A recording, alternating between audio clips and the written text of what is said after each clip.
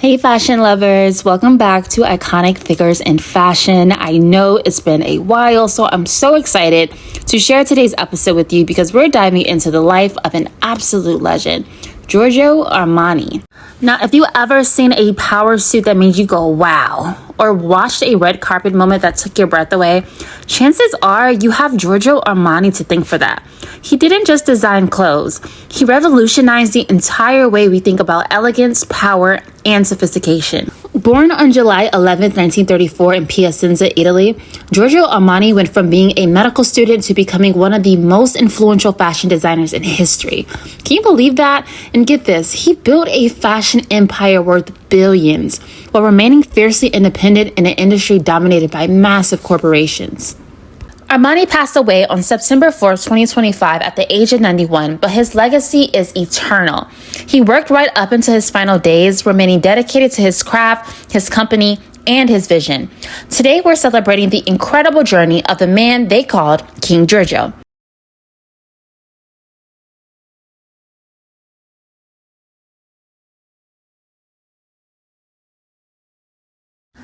Okay, so here's where Giorgio's story gets really interesting. Picture this, it's 1934 in Piacenza, a provincial town in northern Italy. Baby Giorgio is born into pretty modest circumstances, and within a few years, World War II breaks out. This kid literally grew up during one of the darkest periods in history, the Nazi occupation of Italy. Bombed out cities, post-war devastation. Not exactly the glamorous fashion backstory you expect, right? But here's what I love about Armani's story. He never forgot where he came from. That humility, that understanding of struggle, it shaped everything he created. Now, young Giorgio had his heart set on becoming a doctor. Yes, you heard that right. He attended the Liceo Scientifico Leonardo da Vinci. That's a scientific high school, and was so inspired by a novel called The Citadel that he enrolled in medical school at the University of Milan. But plot twist, after 3 years of medical studies in 1953, Giorgio left university to serve in the Italian army. Because of his medical background, he was assigned to a military hospital in Verona. And here's a fun fact. While he was there, he started attending shows at Arena di Verona. After 2 years of military service, Armani had an epiphany. Medicine, not his calling. So in 1957, at 23 years old, he made a bold move. He became a window dresser at La Rinascente, a department store in Milan. Can you imagine? From aspiring doctor to window dresser? But this is where the magic began.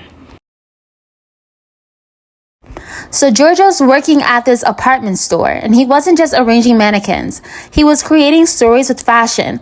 He quickly moved from window dressing to becoming a salesperson in the menswear department. And get this, in 1957, he was responsible for showcasing the earliest designs of Marimekko, that innovative Finnish textiles company.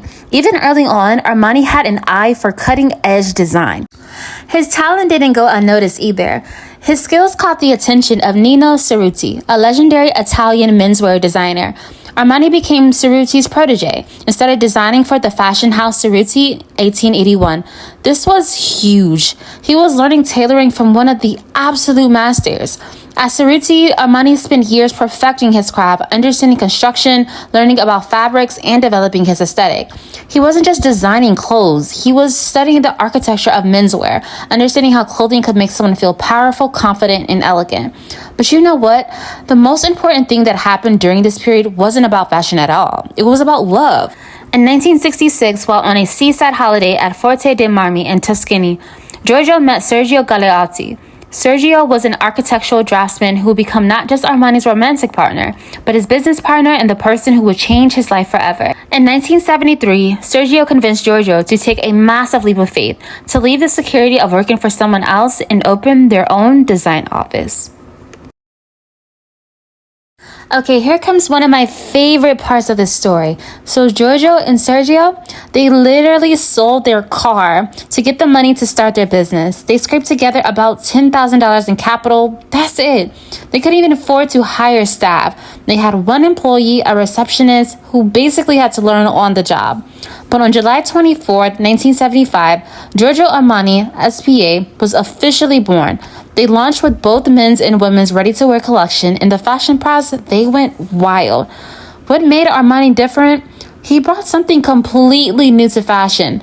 Remember, this was the mid-70s. Menswear was still pretty stiff and formal, and women's fashion was often restrictive. Armani said, what if clothes could be powerful and comfortable? What if elegance didn't mean suffering? He started deconstructing jackets, removing heavy linings, softening shoulders, creating this beautiful flowing silhouette that moved with the body instead of against it. His color palette was revolutionary too. Instead of bold, loud colors, he embraced sophisticated neutrals, grays, beige, the palest greens and blues. His fabrics had this incredible, luxurious quality. They looked like polished stones. The fashion world had never seen anything like it. Here was the designer saying, you can be powerful without being rigid. You can be elegant without being uncomfortable. And women, they went crazy for his designs. In 1978, Diane Keaton wore Armani to the Academy Awards, his first red carpet design. And guess what? She won the Oscar for Best Actress for Annie Hall that night. Talk about a lucky debut. The winner is Diane Keaton and Annie Hall.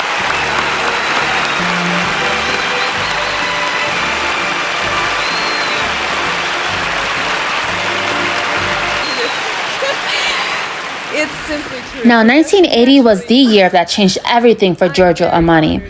Picture this. There's this movie coming out called American Gigolo, starring the insanely handsome Richard Gere. The film needed a wardrobe that screamed sophistication, seduction, and power. And who did they call? The one and only Giorgio Armani. That iconic scene, you know, the one where Richard Gere is lovingly arranging his collection of Armani suits, shirts, and ties, where he's just standing there, bare-chested next to his temple of menswear.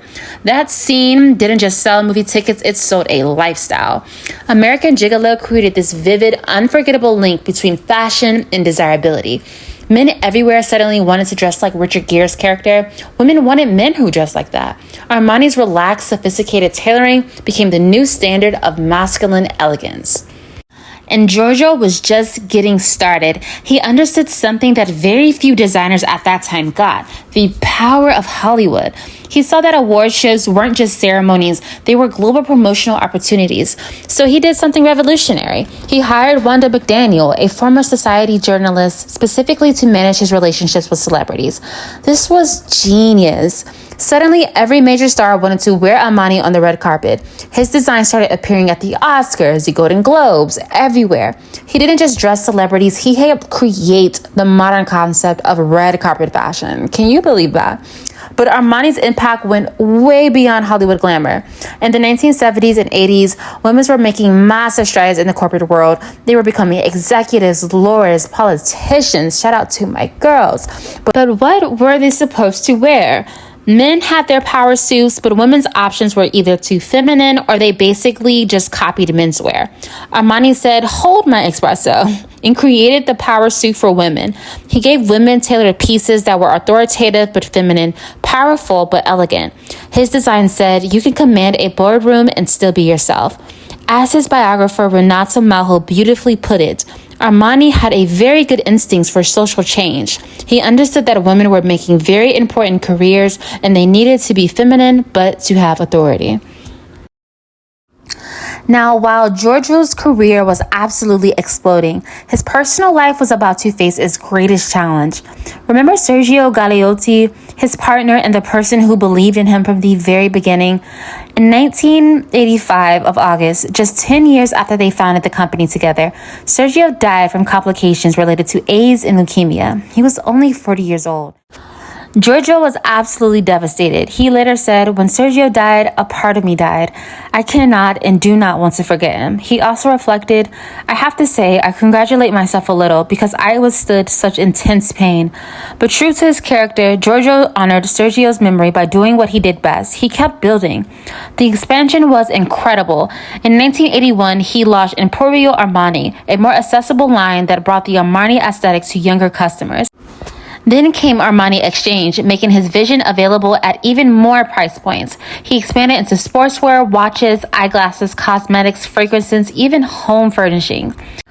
In 2008, showing his love for sports, he bought Olimpia Milano, Italy's most successful basketball team. He launched EA7, a sports apparel line inspired by Ukrainian superstar Andriy Shevchenko. He even designed the Italian Olympics team's uniform for London 2012, Rio 2016, and Tokyo 2020. But here what makes this amazing.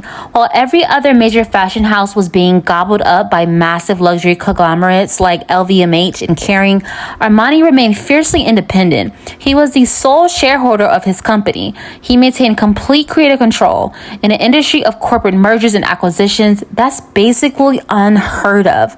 By the time of his passing, his company was valued between 8 to 10 billion euros. Forbes estimated his personal net worth at least 12 billion.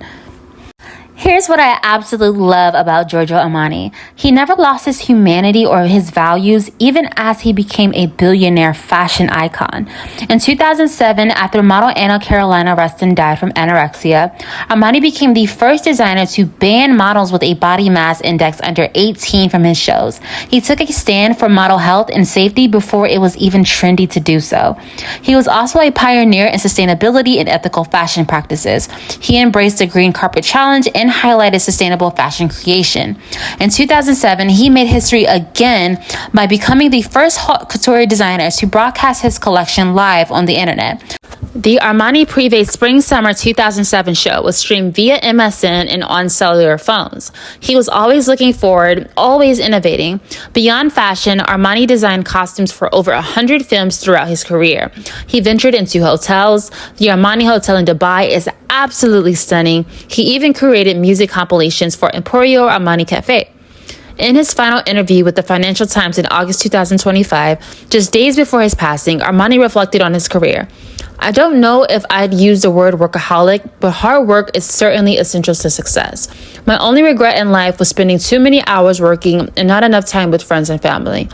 He also shared his philosophy. My initial goal was to dress people, but from there I moved naturally into other areas because I wanted to offer those entering the Armani world a unique experience. I have in fact created a lifestyle that I would define as a world of natural sophistication in which nothing is over the top, but everything finds a balance that, while whispered, is rich in personality. In June 2025, for the first time in his career, Armani missed his own runway show at Milan Fashion Week. He was recovering at home, though his company didn't specify his condition. He continued working on plans for his 50th anniversary celebration, which was scheduled for September 2025. On September 4th, 2025, Giorgio Armani passed away peacefully at his home in Milan, surrounded by loved ones. He was 91 years old and had worked into his final days.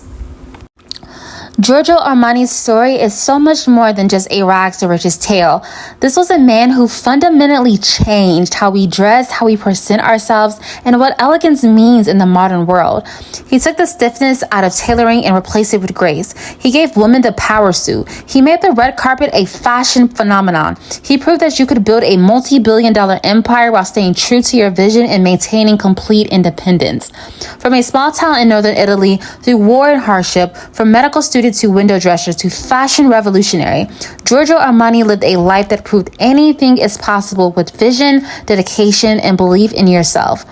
His influence lives on in every power suit worn in the boardroom, every red carpet moment, every person who chooses elegance over excess. Anna Wintour said it perfectly. He understood power and attitude and elegance as well as anyone ever has in fashion. Donatella Versace, his fellow Italian design legend, simply said, "He made history with fashion." Around 15,000 people attended his public wake in Milan.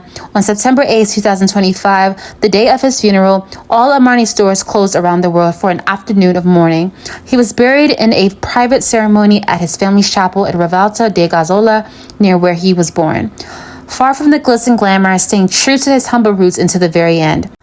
Giorgio Armani, fashion revolutionary, business genius, the eternal king of elegance, and of course, an iconic figure in fashion.